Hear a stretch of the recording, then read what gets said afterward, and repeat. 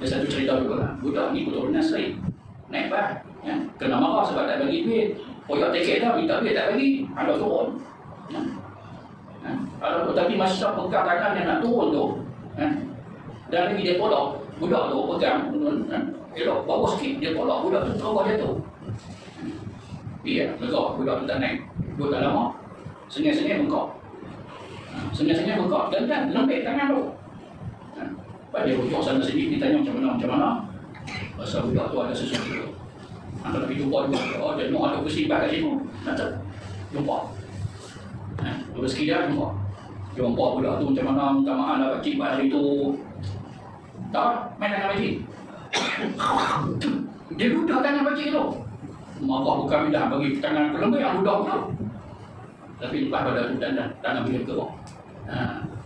Cerita orang tu kan. Jangan buat pasal, jangan sek tu, jangan buat main tu.